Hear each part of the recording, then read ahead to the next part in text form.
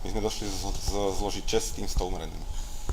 Dobre, teda neviem, či povieš ukázať. No ja si myslím, že áno. Môj názor je, že to on za to môže. Američania. No, čiže toto, neviem na čo toto je.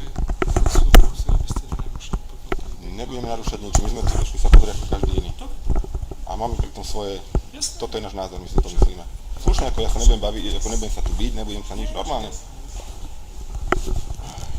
Neviem, ako si na tom vynamočení, alebo čo, že... Ako každá výstava je zahlasená v oktobri, to umelce zahlasili, my sme ju... Ten Bonár? Ja vnímam, že sa nestávam ani na hlavu, ide o tých mŕtvych a... Áno, tí sú nevinní, tí nevedeli, do čoho idú, tí sú... A kto za to môže, oni majú iný názor, ja mám iný názor.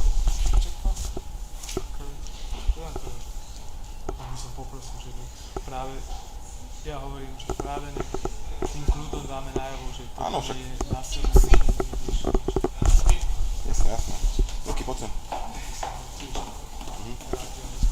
Dobrý.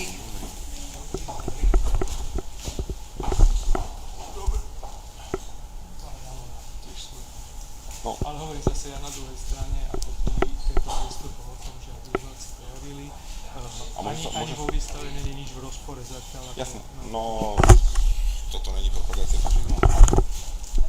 Ktorý? Tretí sektor. Jaký to je? Pravý sektor. To je nacistická organizácia. To je zastava, no oficiálne, to som si natočil nespravil. To je oficiálne, je to nacistická organizácia na Ukrajine. Takže ja sa tomu venujem, tomu odkedy to začalo. A teda jedni sú z tých, čo robia zle. Červeno-čierni. Teraz som myslel na Spartak, ale... A trojzub Stefana Bandery.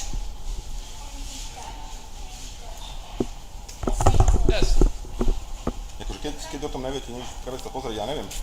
Oficiálne to není nazbraný ako nacistický symbol, ale je to propagácia ako nacizmu, lebo všetci to vedia, oni sa k tomu dobrovoľne hlásia.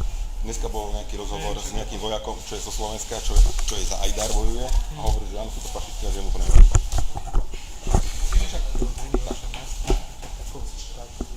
Pre mňa je problém to, že pravda není ani do hlavy až taká, áno, že každý má svoj, v každom násilí má podiel jedna aj druhá strana, každá má.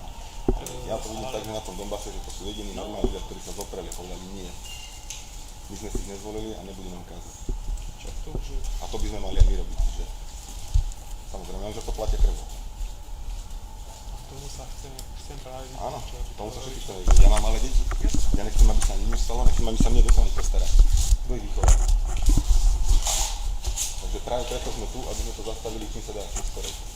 Poprosím vás, keď sa diskutovať, budeme diskutovať vonku.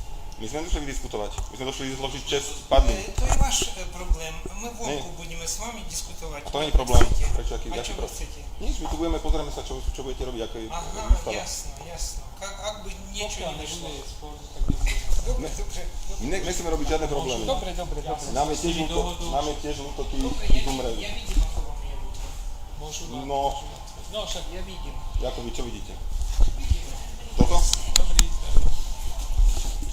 Toto neznamená, že ja ho budem vešať. To znamená, že ho oni vlastní ľudia povešia. Tak je ako Šibenica, je už ako spôsob, kde chcem vyjadriť, že... A presne je to tiež... Ja som s tým bol, keď tu bol Porošenko v Bratislave. A tiež sa ma tam všetci pýtali, že čo s tým, že ja ho nebudem vešať. Ja som kresťan, ja nebudem nikoho vešať. To je pre neho. Jeho obesia za to, čo robí. Vlastne, keď všetci to pochopia, je pravda,